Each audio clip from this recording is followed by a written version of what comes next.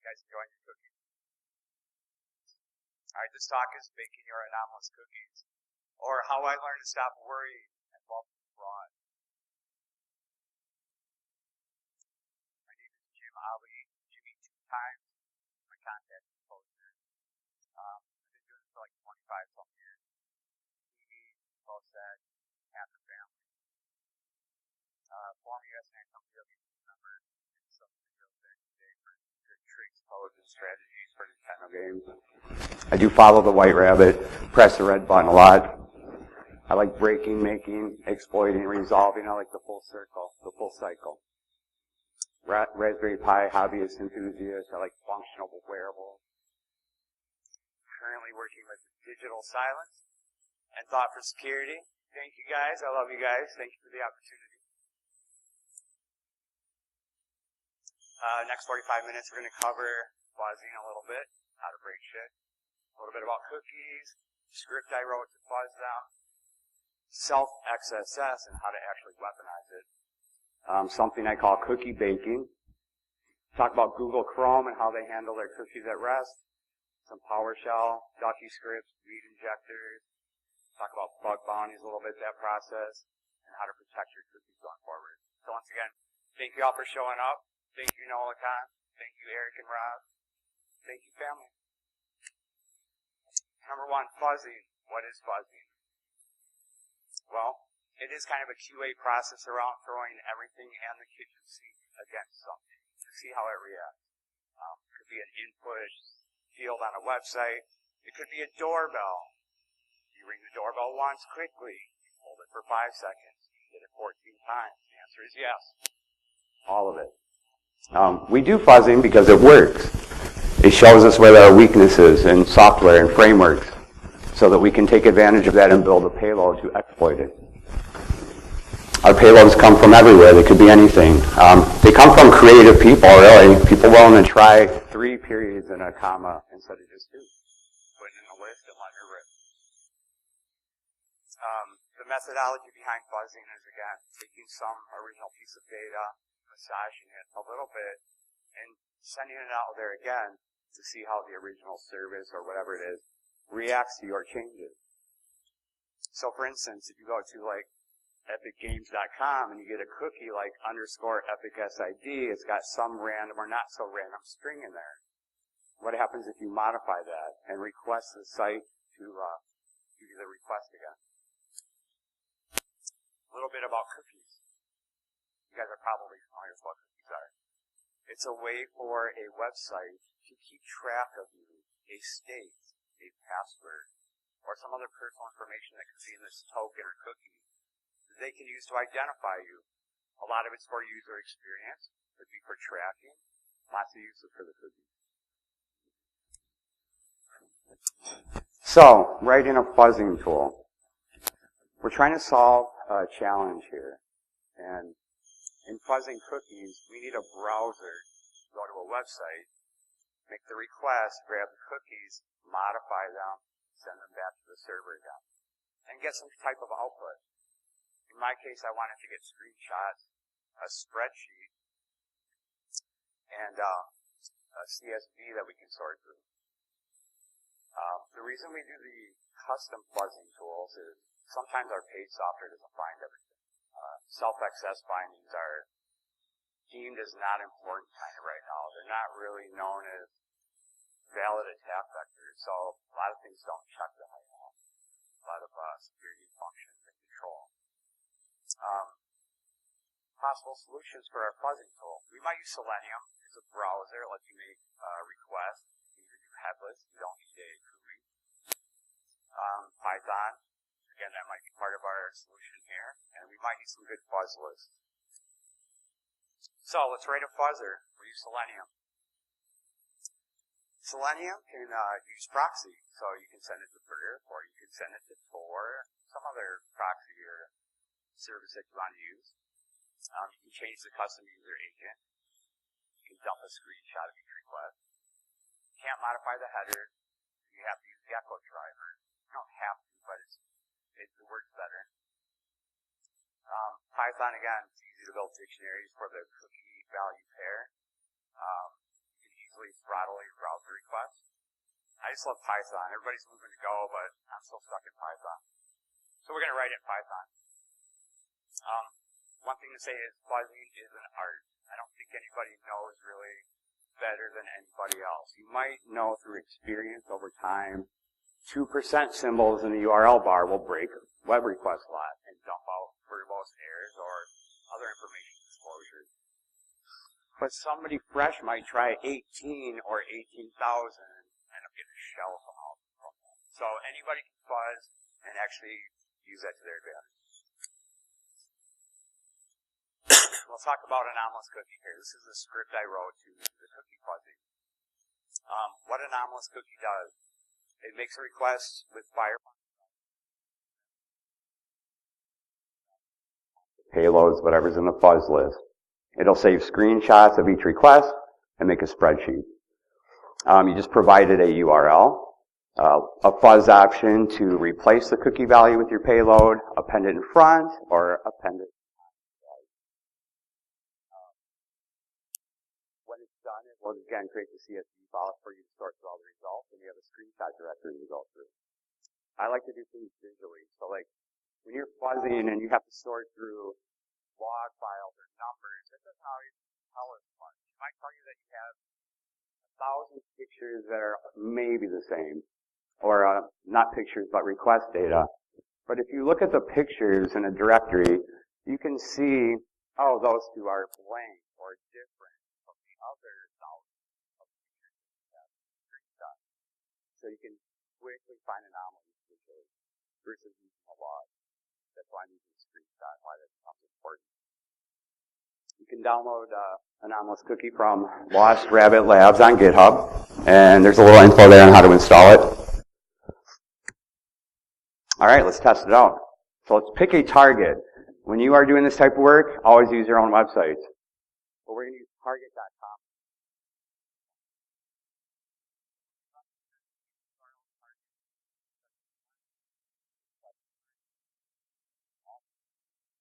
Sets everything up for the next request with the fuzz payloads, and then it starts going from there. So the actual command to run anomalous cookie is right there. It's going to be the URL, directory. It's going to provide you the total number of cookies on the initial request here. So 13 is the cookie name, and underneath each fuzz request will have cookie name, payload used, and then how many cookies you got back in the line. So I'm on the fuzz website, you get more cookies back.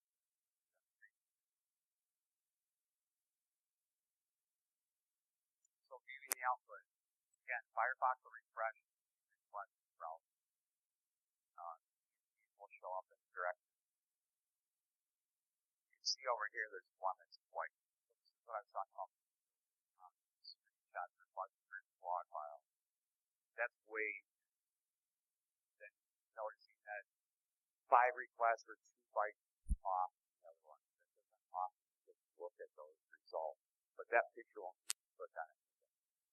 On the left there you have the spreadsheet. Sort that again by cookie name, payload, or total number of users you wrote on the request. So when it's done, you get a screen on the left that shows you how many you got on X. And in this case, we got 25. We started out with 13 in our original request, but by the end we ended up with 25 cookies. So here we can sort the images by size to find possibly alike images. And then we can flip through them like a flip book. So back in the day, before we had internet and video games, we took pieces of paper and drew little stick figures and made movies. And flip book. You can do the same thing by doing an image preview and then holding your cursor key, and it will cycle through all the images really fast. You can just stare at the screen and everything will look the same, but then all of a sudden it will flash up here with the login boxes. You'll see that visually. So if you look at this directory output here, there's a whole lot of white pictures in with the normal looking stuff. The way that we use that information is in this case, we look at the pictures and we can see there's a JSON parse. Go back to the spreadsheet and then cross-reference those request IDs. Don't match up with the screenshot. So now we know this payload on that cookie generates that error. So we know that there's some play here to possibly break the view. Then XSS.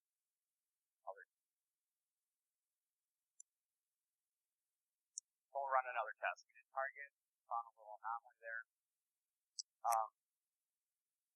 Epic Games, I've spent a lot of money on the daughter's Fortnite account, and I really wanted to make sure that I'm not going to get robbed, or I'm kidding, I just wanted to mess with my daughter. It's true.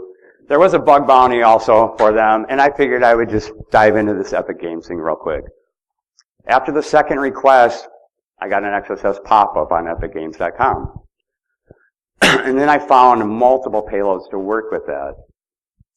Then the next thing I did is I went and pivoted off the cookie name. There's a few sites out there that you can do that. And I found that cookie was used.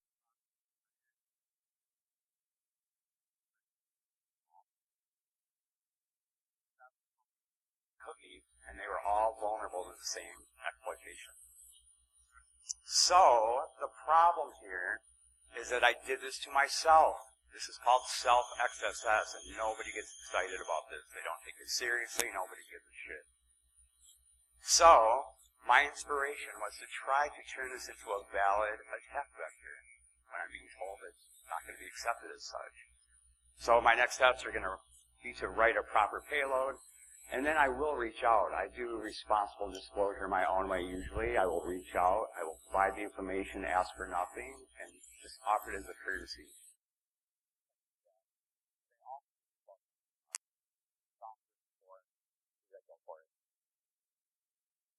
So again, I was talking about self-XSS not being viewed as a real, threat. So looking at what we found, we have this vulnerable cookie. We know it's vulnerable to XSS. And we know that we need to inject that cookie data into the stream or the cookie jar. So I know that I can do cookie stuffing, yeah? So if you're not familiar with cookie stuffing, you can trick the browser into allowing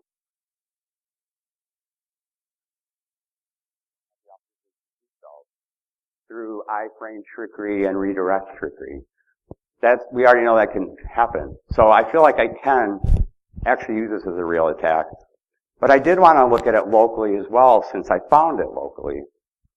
Once I weaponize it, I can defooking, I can steal the session token, I can steal authentication, and again, other creative things around injecting JavaScript.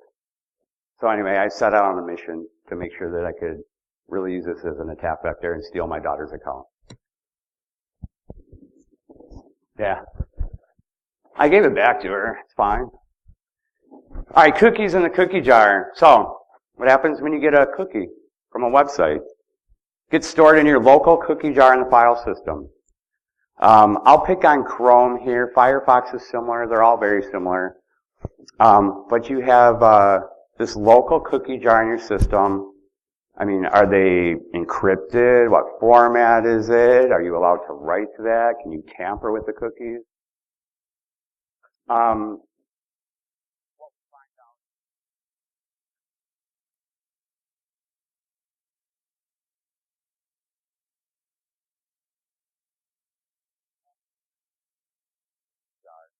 Is on the encrypted value, which is the value of the cookie that you get from a web server. Everything else is unencrypted. So time stamping, all the other pieces. Security. Encryption is happening in Windows with the GP API. If you're local, you have access to. That's how everything gets signed in the Windows box there. Linux, we have static key and static salt. We have salty salts to do all this. And again, anyone locally can delete and create cookies in that cookie jar. There's no authentication on the database file. Right now, Chrome does not check cookies with XSS.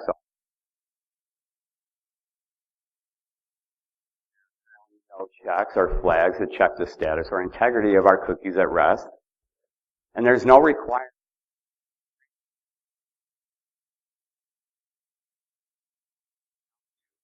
set the encrypted value to null and bypass the small challenge of having it encrypted.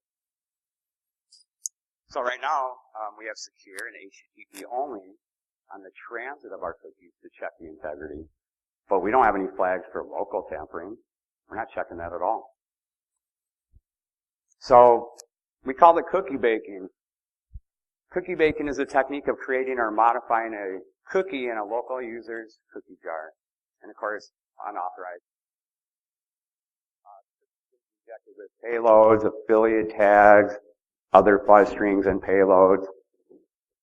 And it also provides this delivery method for our self-XSS here, so that we can actually use it in an attack chain. Some of the delivery methods, so we can write a PowerShell script to do this. It's a very small script, it's like 8 lines. And then of course from there we can make a Metasploit module for post enumeration, rubber ducky scripts, weed injectors if you're familiar with that. And then we have AMT man in the middle now. And then of course we have keyboard and mouse hijacking. Traditional cookie stuffing will be a little harder maybe. So again, we'll focus more on the local. So Chrome again. The cookies are stored in that SQLite database in your user directory. They can be accessed with these two programs right here, SQLite browser, and the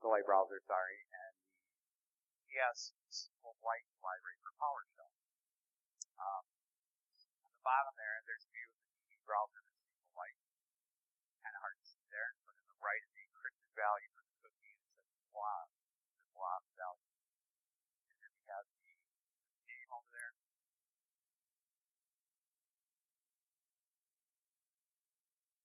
So we're going to bake a cookie. We're going to use this PowerShell script in the PS SQLite. We're actually going to create a cookie called _epic_SID. This cookie will not be encrypted. We'll just use the null encrypted value and the normal value in the value field. We can actually check this cookie looking into the developer tools or looking in the SQL browser, and you can actually see once you inject this cookie that it's there ready for the user to experience when they open their browser. If you go to the website, you're going to get this JavaScript alert box. That'll be your final proof. So we'll talk about the attack chain here. Get access to a Windows box, run PowerShell. You do need admin for this piece. There is the script right there. Again, 8 lines of code. Number 1, we have to kill Chrome. It locks the cookie jar, so we got to unlock it. We're going to install the PS SQLite module, set execution policy to remote sign, import our library we need for the SQLite, and then just do a simple insert statement. That's it. So with that little amount of code, you can actually inject any cookie into your local cookie jar. And again, you can delete an existing cookie and replace it with yours. So if you were, say, to do like a phishing campaign using this as an attack chain, you could literally cookie stuff somebody or cookie bake them with a session token that's for you or a, spoofed website. The user will log into it thinking it's theirs and operate as normal. Using a DB browser again, we can see in the value field, which is like the 4th one over from the left, there's a script tag in there. On the right, the encrypted value is the second from the right, and it will say null in that column. And again, that's all you need to be able to do the cookie baking. Opening up Chrome's developer tools, we will also be able to see that Epic SID cookie in there with the malicious payload. So when the user opens their browser and goes to epicgames.com, they get that.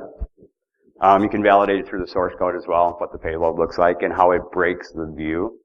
From there, you can actually write a more proper payload then to do the session stealing or the beef hooking. So, post-fight here, we want to automate this attack. I don't want to have to type all that out anymore, right? So I created a few files here for weaponizing this. We have cookiebaker.duck, which is a rubber ducky script. My brother Poncho, Victor Teisler over at Coalfire, wrote something amazing called Death Metal. It is AMT, man in the middle. And if you're not familiar with AMT, please go look it up after this talk and go look at Victor's research on it. He did an amazing job there. Thank you, Victor. He helped create another conduit for my attack vector to work. So, the cookiebaker.ps1 is just the PowerShell script, which again can be used with Metasploit. You can do local, other methods there as well.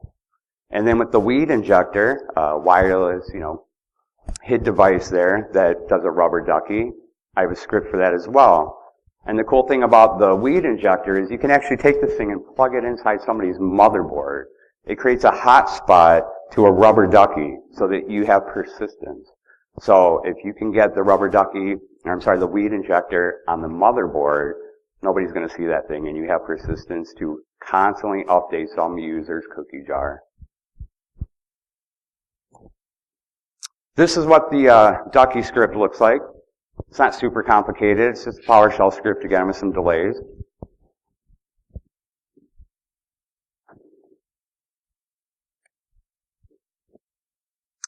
And again, we saw that earlier. That's the PowerShell script. It's kind of the baseline for the rest of them. And there's the weed injector script right there. So again, that's the wireless HID. It has a web interface on it. You can upload your code as you need to, and then deploy the payload. If you end up finding some new cookies that are vulnerable that you know these users actually use, you can update them anytime. So, how do we fix this? Is this even a real problem? So, some of the difficulties around trying to fix this is there's confusion around the browsers and how they all handle this. They handle it slightly differently. Operating systems are a little bit different as well. Again, with Linux, you have the static key. Windows is DP API. I feel like there's some apathy around this issue as well, where browser manufacturers and other folks will say, well, users already have the ability to modify their code locally. That's their fault. But we're talking about the cookie jar, which is pretty much a key vault, right? I mean, we got passwords in there. We have personal information. We have other things that probably should be a little more secured, a little more locked down. Is that we can verify the integrity of that cookie jar when the browser closes, and then check it when it's opening again, and make sure nothing's been tampered. Does anybody do that currently? Does anybody actually check their cookies to make sure they've not been tampered with? Negative? Is there a reason we're not checking that?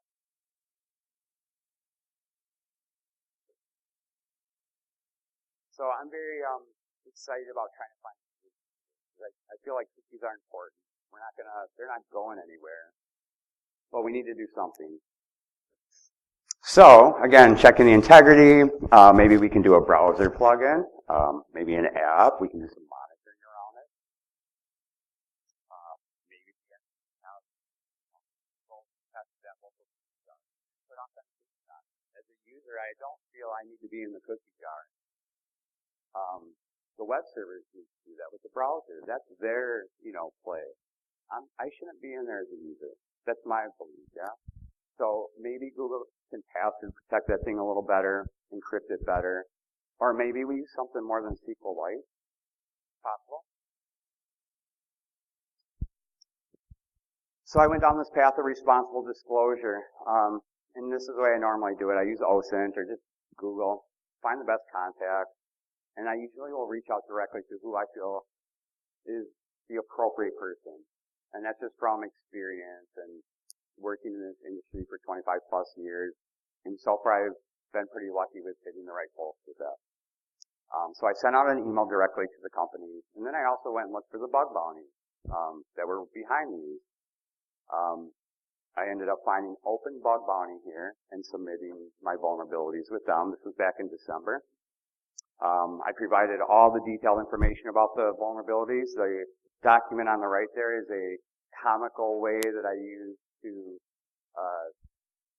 submit this to Google. I didn't want to just send them some boring thing. I kind of wanted to hype it up a little bit, so I made this PDF that looked like an old newspaper declaring that we can weaponize self-access now. Google responded within 1 day. You are correct. XSS auditor does not detect payload in cookies, nor are there plans to do so. Note there that says open my PDF because it contained a vulnerable site in the wild. They put an embargo on my report and restricted access to it, and then they closed it instantly with a won't fix status. So maybe this isn't a problem. Maybe I'm full of shit. You don't need to listen to me. The Open Bug Bounty in Epic Games. So I got an email back from Open Bug Bounty about, yes, they were doing the program and I needed to give them more information. But I never heard back after I gave them all the information. I hadn't heard back from Epic Games either. I didn't get a reply. Not sure if I sent that email to the correct person. But it looks like HackerOne is doing the bug bounty for Epic now. I did see that recently. And I'm not sure if they were originally doing it because I didn't see their name out there for that.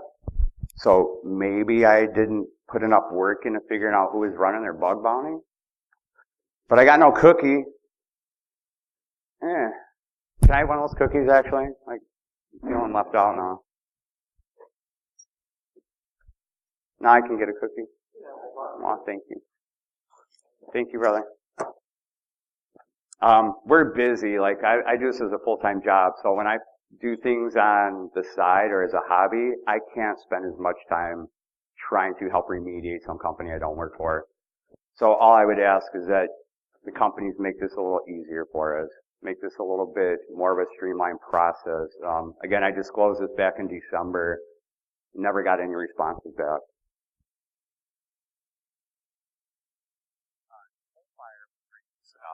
Published my work back in December 2018. And I definitely have to give a shout out to Bryce over in research there for supporting my work.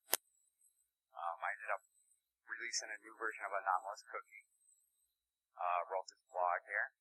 And again, that's what I got. That was my cookie, I guess, the blog.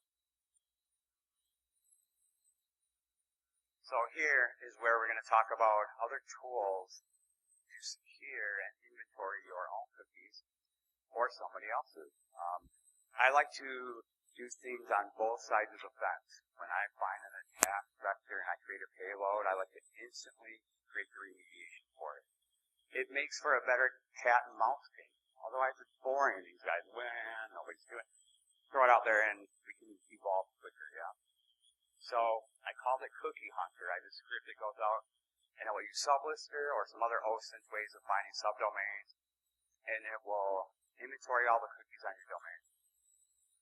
Cookie Tosser will then allow you to log into one of the sites in the domain, take that session and spray it across, again, the entire domain space there. So if you do this like Twitter or Facebook, it's really interesting. So you can use Selenium for this, log into Facebook, and then you use that same token and spray it across the entire Facebook.com domain space. And you log into some weird stuff, yeah? You get a lot of interesting screens out of that. Twitter's the same way. They have so many subdomains and posts out there that you actually have access to that you're oblivious to.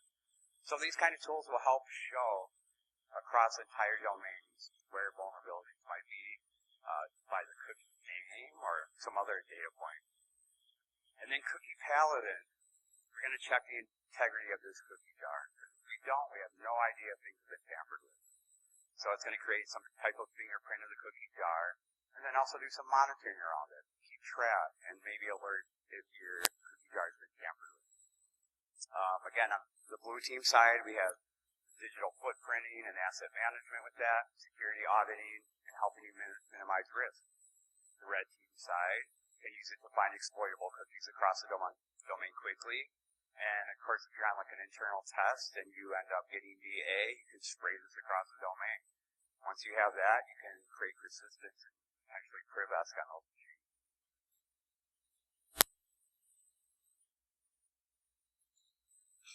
So just reiterating here, red team uses Metasploit module. Get on the domain, spray it. You have persistent potential access to many systems there. Using the weed injector. Again, getting it inside the box is better. More than like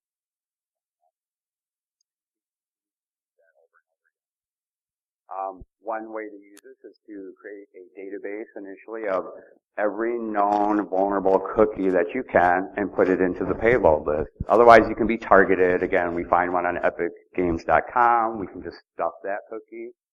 But it'd be better to use, you know, a good database and stuff everything vulnerable. And again, once you have the cookie baked in there, you can do the XSS. You can use beef, let's say. So this is one of the things I did with my daughter, is I made a custom DLC pop-up with beef that said you can get more floss dancing if you click here, and then that gave me a Metasploit shell. So it's really not that hard to get people to click on these boxes. Again, blue team, just to reiterate here as well. Opening up again. Checking the cookies all the time when the browser's closed, looking for any tampering there. I'm big with honeypots too. I would rather know who's trying to get at this stuff before they get the real stuff, so you can deploy honeypots around this as well. Just to see if anybody's secret and alert you to that. And again, maybe we shouldn't rely on local cookies for authentication or storage of important information, PAI, PHI. There's a bunch of stuff in cookies, so take a look. And again, OSINT around this. There's a couple websites there. You can go into any crawl databases, census.io, Google as well, and you can find, potentially if you find a vulnerable cookie, you can go find where else it may be used. And again, maybe used on other domains, other companies. They share the same web framework.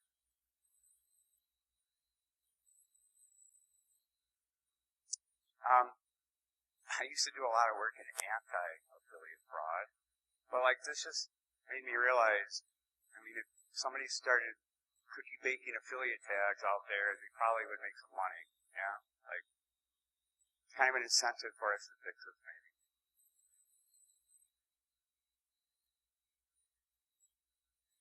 And I'm going to do a demo here, yeah? So this is the last slide, but I'm actually going to do a quick demo, if that's okay.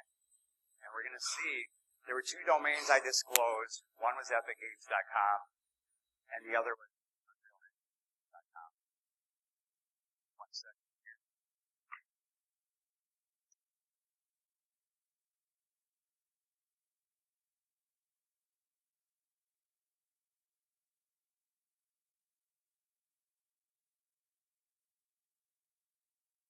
And it looks like my internet from Chester is down.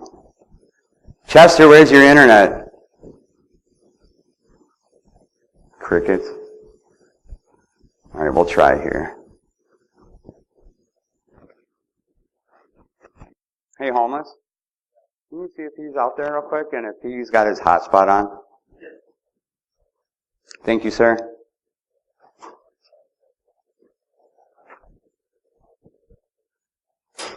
Bear with me, sorry.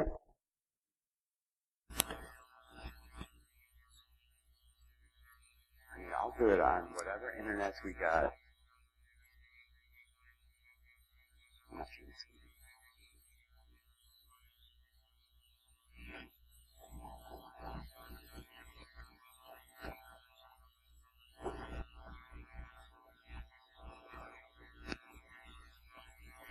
Let's see if I got fingers. I think I'm good, sir. All right. Thank you for that. Appreciate you, man.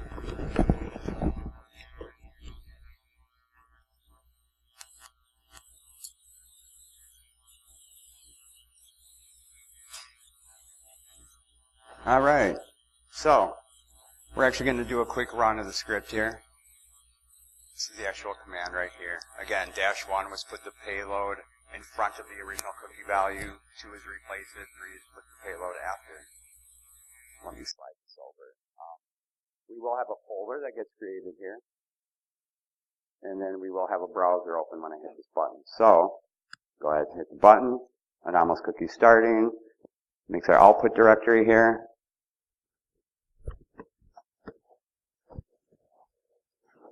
I'll slide this over a little bit.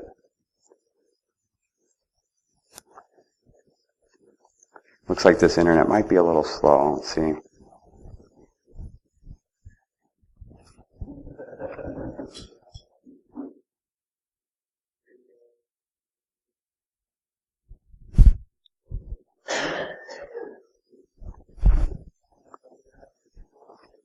Chester, is your internet up as well? I love you.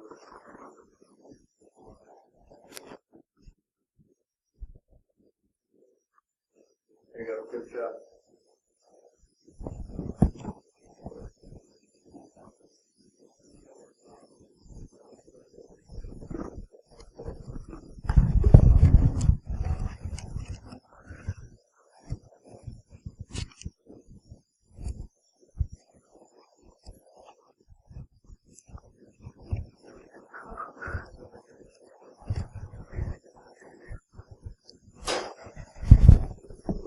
All right. Thank you for your patience.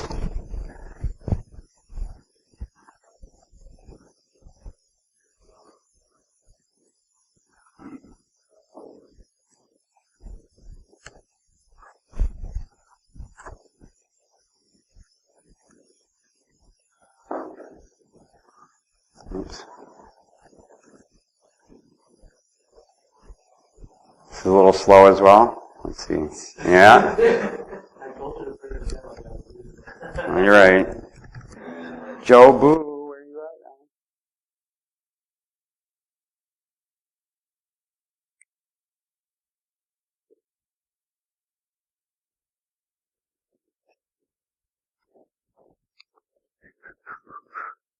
now? Demos at NolaCon. We need Joe Boo. We don't have Joe Boo this year in a fried chicken.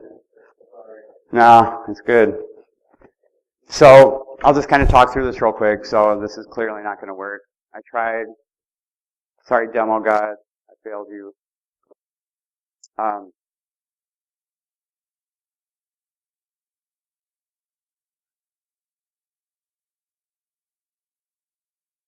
here's the thing. What I'm going to show is an Anomalous that we run. You get about 4 or 5 requests into the posture system. And it's going to look like that. It says Rutwell. But that is current right now. So I publicly disclosed this or privately disclosed it back in December and it's still not fixed. So I'm not sure how we move forward with all this bug bounty stuff and responsible disclosure and whatnot, but again, December, this was disclosed. Today it's still Rutwell. Let me go back here then. Thank you guys for your time. If you have any follow-up questions, I'll stick around for that here. My contact info is there again. Contact my employer for it. Yeah, it's a little silent.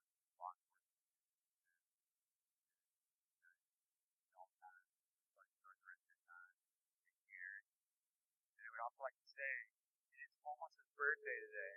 Yeah? Almost Hacker's birthday.